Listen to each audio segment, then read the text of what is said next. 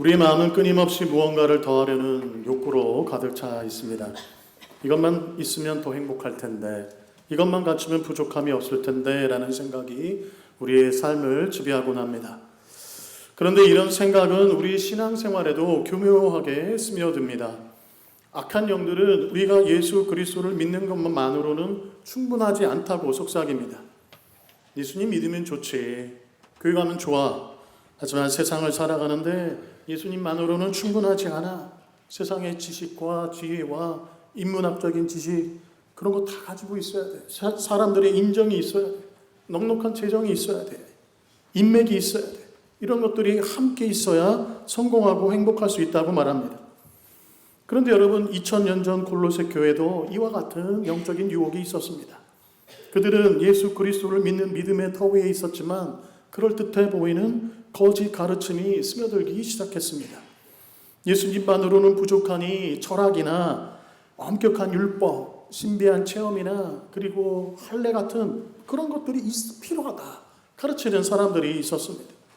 이 사도 바울은 이 모든 것을 거짓 가르침이다 그렇게 규정합니다. 그리고 예수 그리스도만이 우리의 유일하고 완전한 구원자이심을 오늘 말씀을 통해서 선포합니다. 우리 사랑하는 상심리의 성도님 여러분, 오늘 말씀을 통해서 예수 그리스도 한 분 안에 우리에게 필요한 모든 것이 이미 다 담겨 있음을 깨닫게 되시기를 예수님의 이름으로 축복합니다.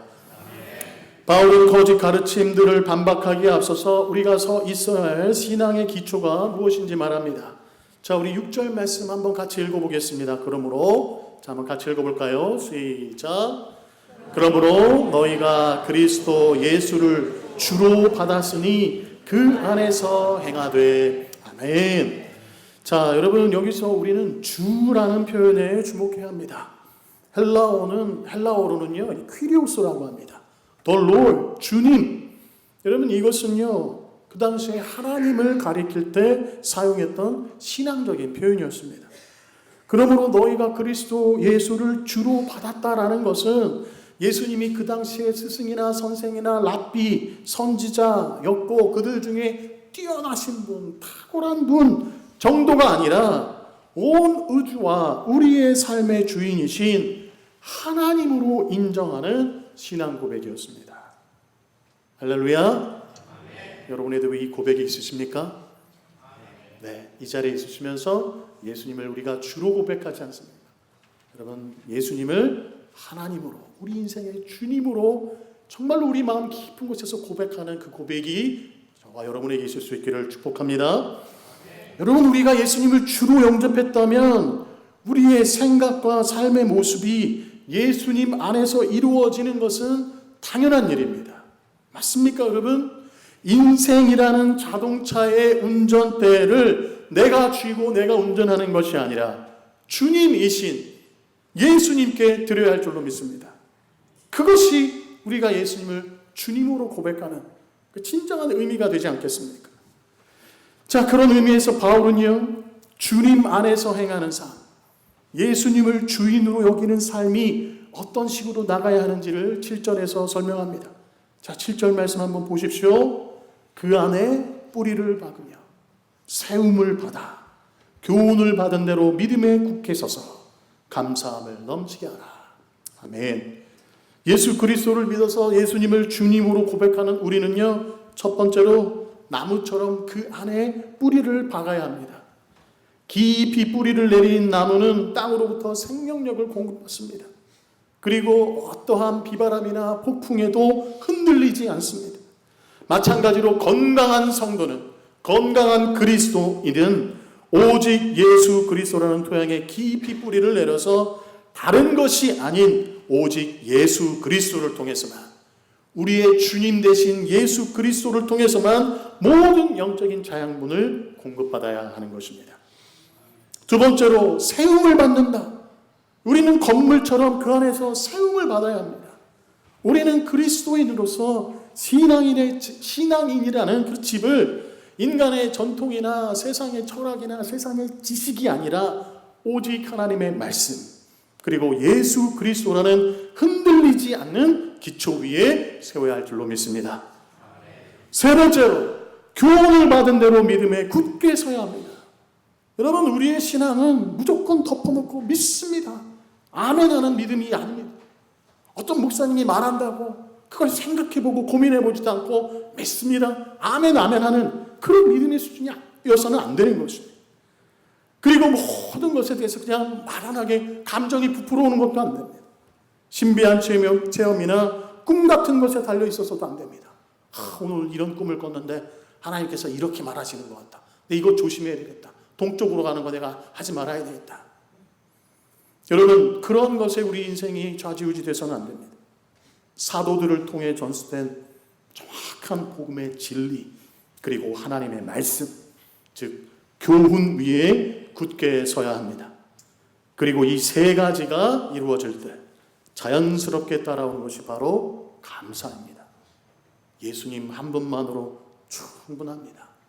우리가 예수님을 주로 삼고 우리의 모든 것을 예수님께 뿌리 깊이 받고 또 우리의 신앙이 이 그리스도 안에서 세워지고 믿음의 집이 세워지고 그리고 우리의 신앙의 근거가 사람들의 생각이나 말이나 그냥 무턱대고 아멘하는 것이 아니라 예수 그리스도의 복음과 하나님의 말씀에 굳건하게 서 있으면 우리 안에서 감사가 저절로 나오게 되는 것입니다.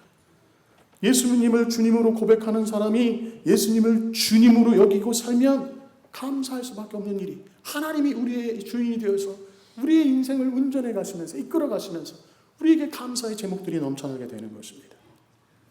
하지만 우리 마음이 불안하거나 불만족스럽다면 내가 여전히 주님이신 그리스도 외에 다른 무언가를 찾고 있구나. 내가 다른 무언가를 찾고 있구나. 여러분, 그렇게 돌아봐야 할 것입니다. 우리 사랑하는 성도님 여러분, 질문 드립니다. 여러분, 평안하십니까? 평안하시기를 축복합니다. 예수 그리스도를 주인으로 삼고 산다면 우리에게 자연스러운 평안이 있을 줄로 믿습니다. 여러분의 주인이 누구이십니까? 예수님을 주인이라고 말로만 고백하는 것이 아니라 여러분의 심령 깊은 곳에서 예수님만이 주인이라고 고백할 수 있는 여러분들이 되시기를 축복합니다. 자, 8절부터 15절을 보시면요, 이제 바울은 거짓 교사들의 가르침이 왜 헛되고 위험한지를 본격적으로 논증합니다. 자, 8절을 보시면요, 누가 철학과 헛된 속임수로 너희를 사로잡을까 주의하라. 이것은 사람의 전통과 세상의 초등학문을 따르며 그리스도를 따름이 아니니라. 바울은요, 거짓 교사들의 가르침을 철학과 헛된 속임수, 사람의 전통과 세상의 초등학문이라고 규정하면서 예수 그리스도의 영광과는 비교도 할 수 없음을 선포합니다. 자, 그리고 너무나도 중요한 말씀인데요, 우리 9절을 한번 같이 읽어보겠습니다. 9절 말씀, 그 안에는, 함께 읽겠습니다. 시작. 그 안에는 신성의 모든 충만이 육체로 거하시고. 아멘.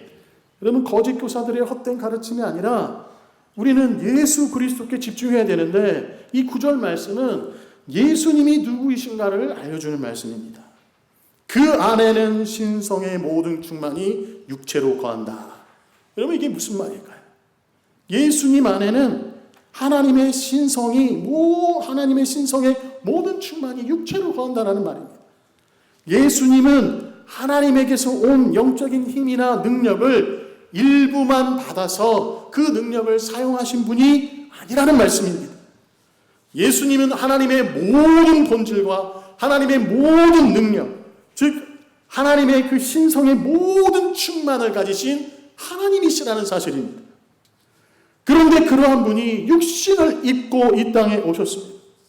그래서 예수님은 너무나도 신비롭게도 우리와 같은 사람이시지만 동시에 하나님과 조금도 다르지 않은 분이십니다. 자, 그런데 더 중요한 것은 10절입니다. 그런 예수님을 믿는 우리가 누구인가? 저와 여러분이 어떤 사람인가? 자, 10절을 보시면 뭐라고 말합니까? 너희도 그 안에서 충만하여졌다. 할렐루야. 여러분, 우리가 예수 그리스도를 믿어서 완전한 하나님이신 예수님과 연합이 되었기 때문에 우리 또한 그분 안에서 충만하여졌다는 겁니다. 이미 충만하여졌다. 하나님의 신령한 것으로, 하나님의 신성으로 충만해졌다. 여러분, 이 사실을 믿을 수 있기를 바랍니다. 잘 안 믿어지시죠? 우리가 예수님을 깊이 묵상하지 않기 때문에 예수님의 그 놀라운 것을 우리가 정말 깊이 들어가지 못하기 때문에 이런 것들이 잘 다가오지를 않습니다. 여러분, 이거는요, 마치 작은 그릇이 큰 바다에 잠기면 그 자체로 바다의 모든 물을 담아내는 것처럼 우리가 그리스도와 연합되었기에 우리 또한 그분 안에서 이미 충만하게 되었다라는 것입니다. 여러분, 여름 휴가 갔다 오셨습니까? 안 갔다 오셨습니까? 혹시 바다로 갈 계획이 있으신 분들은 휴가 가셔서 바닷속으로 한번 뛰어들기를 바랍니다.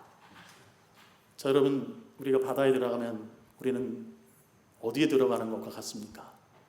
태평양으로 들어가는 것과 같은 것이죠. 맞습니까, 여러분? 바닷물에 몸을 담근다라는 것은 여러분, 때로는 그런 표현도 하지 않습니다. 태평양이 내게로 들어왔다. 여러분, 태평양만 들어옵니까? 우리가 바다에 몸을 담근다라는 것은 태평양과 대서양과 인도양 다 거기에 우리의 몸이 담긴다는 것이죠. 그 바다의 충만함이 우리 가운데 들어온다라는 겁니다. 여러분, 예수 그리스도를 우리가 믿는다라는 것이, 연합된다라는 것이 이런 것이라는 것이죠. 우리는 작은 존재이지만 예수님과 우리가 연합함으로 인해서 하나님의 그 충만함이 우리를 다 덮는다는 겁니다. 여러분, 우리가 바닷가에 가서 그냥 물가에서만 놀게 되면 그냥 물가에 있는 그런 충만함을 경험하게 되겠지만 깊은 바다로 나아가고 여러분, 심해로 들어가게 되면 거기서 고래도 만나게 되는 것이고 우리가 알 수 없는 그런 놀라운 비밀을 알게 되는 거예요. 우리 사랑하는 성도님 여러분, 우리가 예수 그리스도 안에 충만하게 되었습니다. 예수 그리스도의 충만한 그 깊은 곳까지 여러분 나 들어갈 수 있기를 축복합니다. 여러분, 그렇게 우리는 구원과 영적 성장을 위해서 더 이상 어떤 행위나 노력을 추가할 필요가 없는 그리스도 한 분만으로 충분하고 모든 것을 소유한 자들이 되었다. 바울이 그런 선포를 하는 겁니다. 우리는 모든 것을 소유했다. 예수님 한 분만으로 충분하다. 넉넉하다. 하나님의 놀라운 충만함이 우리가 예수 그리스도를 믿으며 연합하게 되면 그 충만함이 우리에게도 충만하게 역사됩니다. 이것이 무엇인가? 여러분, 여러분의 삶 가운데서 예수님을 깊이 묵상하고 예수님의 깊은 한가운데로 들어감으로 한번 경험해 볼 수 있기를 축복합니다. 이것은 당시 거짓 교사들의 주장, 예수님만으로는 부족하니 자꾸 뭔가를 덧붙여야 된다, 뭔가를 더 해야 된다, 뭔가를 더 배워야 돼, 공부해야 된다, 뭔가를 더 해야 된다, 이것을 완전히 무너뜨리는 진리였다라는 것입니다. 자, 그런데 여러분, 이러한 충만함이 우리에게 어떻게 주어졌을까요? 바울은 그리스도께서 우리를 위해 이루신 세 가지 위대한 사역을 설명합니다. 자, 첫 번째, 우리 11절 말씀 한번 같이 읽어보겠습니다. 자, 한번 같이 읽어볼까요? 시작.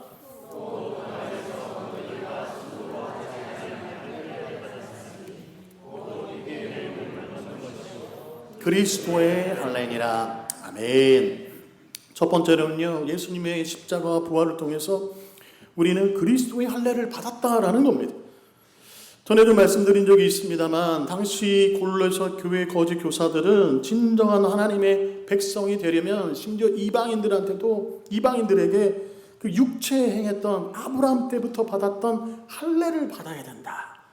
할례, 남성의 성기의 표피를 잘라내는 것, 포경수술을 해야 된다. 그런 겁니다. 예수님만으로는 부족하다 가르쳤습니다. 아브라함 때부터 받았던 하나님의 백성의 표시인 할례를 받아야만 된다. 예수 그리스도의 구원만으로는 부족하다라고 얘기했다는 겁니다. 여러분, 그런데 이게 잘못된 가르침인 것이죠.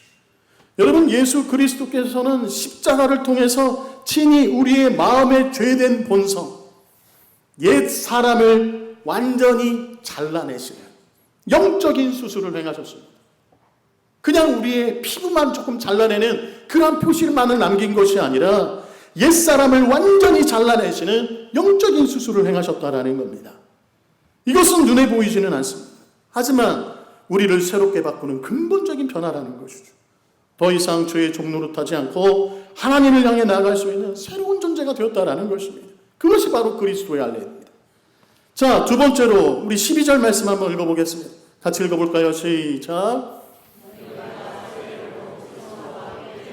사되고 또 죽은 자들 가운데서 그를 일으키신 하나님의 역사를 믿음으로 말미암아 그 안에서 함께 일으키심을 받아내는. 아멘. 자, 두 번째로는요, 예수님의 십자가 부활을 통해서 우리는 그리스도와 함께 십자가에서 죽고 그리스도와 함께 부활하는, 함께 살아나는 그런 역사가 일어났다는 겁니다. 여러분, 이것을 가장 잘 보여주는 상징적인 해계가 바로 세례인 것입니다. 예전에는 침례이죠. 원래는 예수님께 침례를 하셨죠. 원래는 물에 푹 들어갔다가 나오게 돼요. 여러분, 이것이 무엇을 상징합니까? 물속에 잠긴다는 것은 우리 옛사람이 그리스도와 함께 죽는 것을 의미합니다. 물속에 잠겨서 죽죠. 그래서 하나님께서 오른쪽으로 움직이시면 우리가 오른쪽으로 움직이고, 왼쪽으로 움직이시면 왼쪽으로 움직이는 것. 우리 자아가 살아있는 것이 아니라 우리 옛사람이, 죄된 본성이 다 죽어서 하나님이 이끄시면 이끄시는 방향으로 움직이는 것.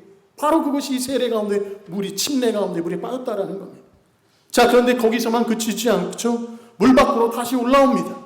우리가 죄에 대해 죽고 새 생명으로 다시 태어났다라는 것을 상징합니다. 우리가 예수 그리스도의 십자가 부활로 인해서 새로운 피조물이 되었다. 할렐루야. 아멘. 여러분, 새로운 피조물이 되셨습니다. 맞습니까?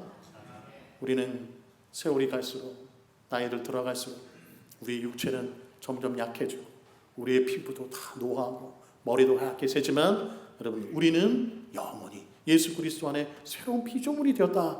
그 사실을 잊지 않으시기를 축복합니다. 세 번째입니다. 13절 14절 말씀 한번 같이 읽어볼까요? 같이 읽어보겠습니다. 시작.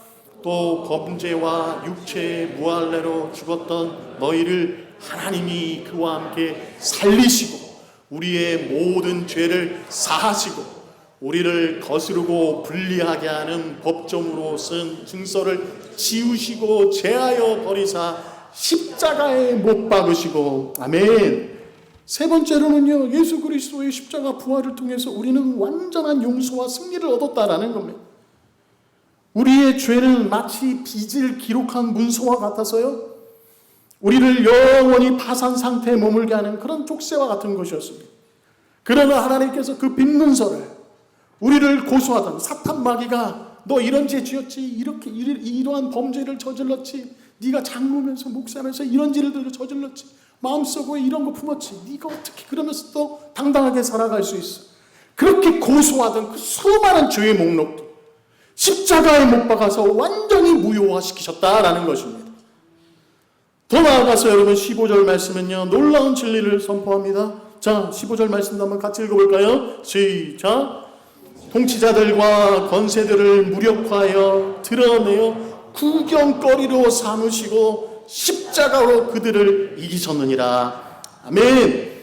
여러분, 이게 무슨 말이냐면요, 당시 로마에서는 전쟁에서 승리한 장군이 개선 행진을 하면서 사로잡은 적들을 묶어서 사람들 앞에 다 보여줬습니다. 특히 누구를 그랬을까요? 적장, 사령관들, 왕들을 잡았으면 그들을 다 족쇄 채워가지고 포로로 해서 다 사람들에게 보여주면서 개선 행군을 했다라는 거예요. 여러분, 왜 그렇게 합니까? 그럼 사람들이 어떻게 반응합니까? 아, 우리 왕이 이겼구나, 이 전쟁에서 우리가 승리했구나, 와, 박수치면서 환호했다라는 겁니다. 이긴 장군은 정말 큰 영광을 받지만 져서 패배한 장군이나 왕은 어떤 수치를 당하게 됩니까? 정말 말로 다 할 수 없는 그런 수치를 당하게 되는 것이죠. 바울은 십자가를 바로 그 개선 행진에 비유하고 있는 겁니다. 십자가는 예수님의 실패처럼 보였지만 실상은 우리의 죄를 고소하고 우리를 올가매려 했던 사탄의 권세를 완전히 무장해제시키시고 만천하의 그들의 패배를 선포하신 하나님의 가장 위대한 승리였다라는 겁니다. 세상에서 주인 노릇했던, 그리고 우리를 죄를 올감했던 사탄을 전쟁에서 지금 포로처럼 구경거리가 되게 한 사건, 그것이 무엇인가? 바로 십자가의 사건이라는 겁니다. 얼마나 놀라운 일입니까? 그런데 여러분, 이 십자가의 승리는 세상이 말하는 성공과는 완전히 다른 것이었습니다. 세상은 힘과 권력과 그리고 물질적인 성공을 승리라고 말합니다. 우리도 종종 승리하십시오 그러면은 그런 느낌을 가지고 살아갈 때가 많죠. 그러나 십자가는 그 모든 것을 버리고 가장 낮아지신 예수님의 희생과 사랑을 통해 악을 이기신 거룩한 승리였습니다. 그러므로 여러분, 우리는 이 십자가의 진리를 절대로 오해해서는 안 됩니다. 십자가의 복음은 우리에게 예수님을 믿으면 부자 돼요. 예수님 믿으면 병이 나요. 예수님 믿으면 모든 문제가 해결된다고 약속하는 그런 번영신학이나 성공신학이 아니라는 것입니다. 물론 우리 하나님께서는 우리 아버지가 되시기 때문에 우리가 필요하다고 여기시면 그것이 하나님의 뜻이라면, 우리가 잘 준비되어 있다면 얼마든지 우리에게 물질도 주시고 권력도 주시고 힘도 주시고 사람도 주시고 재능도 주시고 하나님이 주실 수 없는 것이 없습니다. 다 주실 수 있습니다. 또한 언제든지 주신 것들 다시 다 가져가실 수도 있습니다. 여러분, 우리는 기억해야 됩니다. 예수님께서 우리가 원하는 것을 얻기 위해 십자가를 지신 것이 아니라 우리의 죄와 사망의 문제를 근본적으로 해결하시기 위해서 스스로를 내어주셨다는 것을 기억할 수 있는 우리 성도님들 되시기를 바랍니다. 여러분, 그렇기 때문에 십자가의 승리는 우리의 통장 잔고를 늘려주고 우리의 주식이 뛰게 하는 그런 것이 아니라 우리 영혼의 참된 자유와 기쁨을 가져다 주는 그러한 승리라는 것입니다. 삶의 어려움 속에서도 흔들리지 않는 평안, 세상이 줄 수 없는 진정한 만족을 십자가의 승리로 누릴 수 있는 여러분들이 될 수 있기를 축복합니다. 자, 이처럼 완전한 충만과 승리를 그리스도 안에서 얻었기에 바울은요, 예수님 안에 있는 성도들이 어떠한 자유를 얻게 되었는지 두 가지로 설명합니다. 자, 첫 번째로는요, 우리 16절, 17절 말씀 읽겠습니다. 자, 한번 같이 읽어볼까요? 시작. 그러므로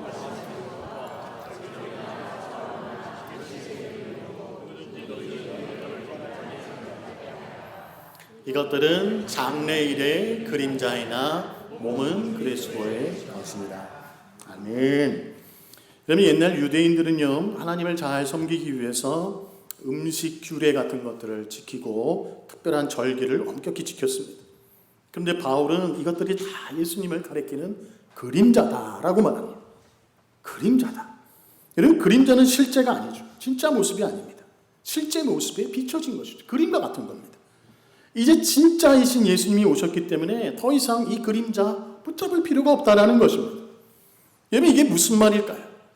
음식 규례 같이 깨끗한 것과 부정한 것을 구분하는 규칙은요, 그 목적이 무엇인가? 죄와 거룩을 구분해야 된다. 이런 영적 교훈을 주기 위한 것이었다는 겁니다. 자, 이것은 장차 예수님께서 우리를 죄에서 깨끗하게 하실 것을 미리 보여주는 그림자와 같은 것이었다는 겁니다. 그래서 이제 예수님이 오셨으니까 그 그림자 같은 것에 매여 있지 않아도 된다는 것입니다. 옛날 사람들은 그걸 너무나, 그 당시 사람들은 그걸 너무나 중요하게 여겼거든요. 그게 사실은 예수님을 보여주는 건데, 예수님이 이제 오셨으니까 그게 이제 덜 중요한 건데 예수님보다도 더 중요하게 여겼다라는 겁니다. 절기는 어떻습니까? 여러분, 유월절 같은 거, 이스라엘이 어린 양의 피로 구원받은 사건을 기념하는 절기입니다. 이는 예수님께서 십자가에서 어린 양처럼 희생되실 것을 가리키는 예표였습니다. 다른 모든 절기 역시 예수님의 사역과 구원을 미리 보여주는 그런 역할들을 했습니다. 그런데 그 당시 사람들은요, 그 절기 지키는 것에 예수님께서 이미 오셨고 모든 걸 다 이루셨는데 그 절기를 안 지키면 막 정죄하고 혼내고 그랬다라는 것이죠. 그렇기 때문에 우리 바울이 이렇게 말하는 겁니다. 그림자는 실제가 오기 전까지만 의미가 있다. 그러나 이제 예수님에는 실제가 오셨기 때문에 그림자였던 음식 규례, 절기를 더 이상 매일 필요가 없다. 그것을 그것을 붙잡을 필요가 없다. 본질을 붙들어야지 그 주변에 있는 거, 아무것도 아닌 것을 가지고 그것을 예수님보다 더 귀하게 여기면 안 된다는 것이었습니다. 당시로서는 파격적인 선언이었습니다. 하지만 우리가 진짜 붙들어야 될 것은 바로 예수 그리스도다. 그 말씀을 하고 있는 겁니다. 자, 그래서 이제 우리는 그런 것에 다 자유롭게 되었다. 여러분, 사실 저도 그렇습니다. 우리 날씨가 너무 더워서 넥타이 안 매기로 하고 제가 지난번에 한번 가운을 벗었습니다. 그래서 어떤 분들은 목사님 답답해 보였는데 벗으니까 제가 다 시원합니다. 그렇게 말씀하시는 분도 계셨지만 가운 벗으시니까 이상합니다. 네. 전화도 주신 분도 있고 웬만하면 입으셨으면 좋겠습니다. 점잖게 그렇게 말씀도 해주신 분도 계셨습니다. 그런 거죠. 근데 여러분 그게 사실 가운 입느냐 안 입느냐 여러분 이게 중요합니까? 중요하죠. 소중합니다. 저도 입는 게 편합니다. 하지만 이게 본질은 아닌 거죠. 제가 가운 입고 예수 그리스도에서 얘기 안 하고 다른 엉뚱한 얘기한다면 가운 앞만 좋은 거 입어봐야 뭐합니까? 우리의 본질은 예수 그리스도라는 겁니다. 목사들은요 머리가 조금만 흐트러지고 좀 삐쭉 나와도 우리 성도님들 신경이 쓰여가지고 이거에 집중하느라고 말씀이 안 들어오는 분들도 있고 그렇습니다. 제가 일부러 이 스툴을 여기 우리 교단 마크가 없는 거를 쓰는데요. 있는 거를 입으면 이게 가끔 삐뚤어집니다. 그럼 여러분들이 계속 보면서 저거 삐뚤어졌는데 저거 좀 어떻게 고쳤으면 좋겠는데 저거 목사님이 좀 내가 사인 보내면 좀 알아서 이렇게 조정했으면 좋겠는데 말씀에 집중하지 않고 자꾸 그런다는 거죠. 여러분 중요한 일입니다. 하지만 제가 이건 똑바로 하고 제가 엉뚱한 소리 한다면 설교단상에서 무슨 유익이 있습니까? 진짜 붙들어야 될 건 예수 그리스도인 줄로 믿습니다. 그 얘기를 하는 겁니다. 진짜 붙들어야 될 걸 붙들고 나머지는 다 그림자 같은 거. 예수 그리스도로 충분하다. 18절입니다. 두 번째인데요. 우리 한번 같이 읽어보겠습니다. 18절 말씀 시작. 아무도 꾸며낸 겸손과 천사 숭배를 이유로 너희를 정죄하지 못하게 하라. 그가 그 본 것에 의지하여 그 육신의 생각을 따라 헛되이 과장하고. 자, 두 번째로는요, 이 거짓된 신비주의로부터 자유하게 되었다라는 겁니다.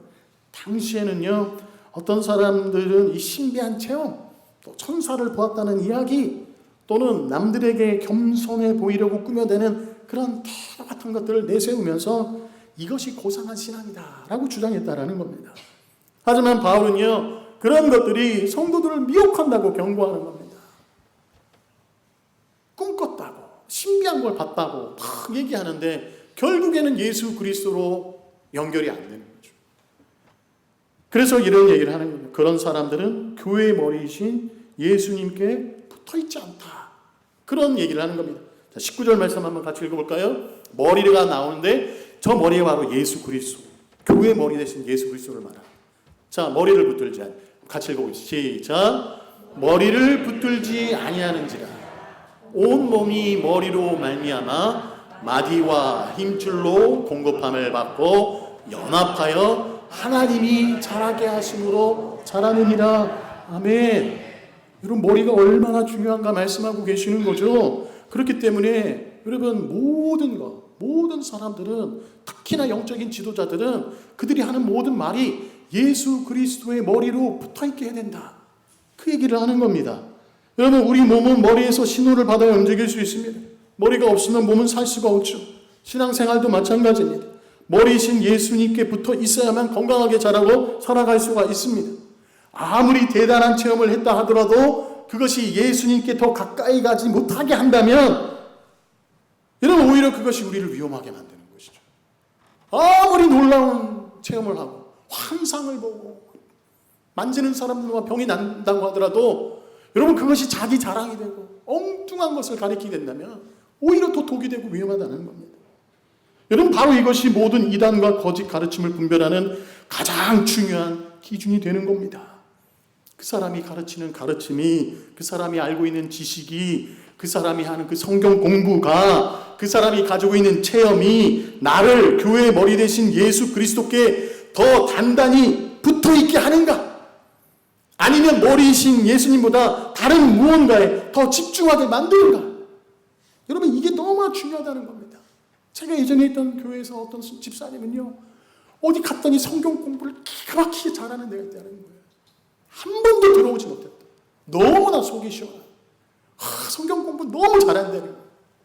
여러분 결국엔 그 성경 공부 자리에서 누구 얘기했겠습니까? 이만희 얘기하더라고요. 이만희. 공부 잘하면 뭐합니까?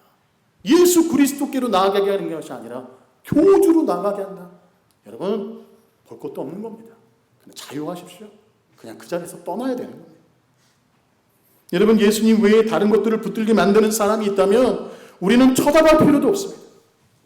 예수님 외에 다른 것에 여러분을 매이게 하는 목사, 선교사, 의사자들, 학자가 있다면 여러분 믿고 걸으십시오. 기도의 능력이 있다고 예수님을 강조하는 게 아니라 자신의 사진을, 기도하는 사진을 막 걸어놓고 우리 기도원으로 오십시오.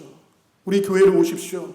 그렇게 홍보하는 사람들, 여러분 자신이 예수라고 하나님이라고 떠들어대는 이단 사이비 교주들, 성경보다 자신의 신념을 강조하는 목사들, 여러분 쳐다볼 필요도 없는 겁니다. 우리는 예수 그리스도로 충분합니다. 예수님만으로 넉넉합니다.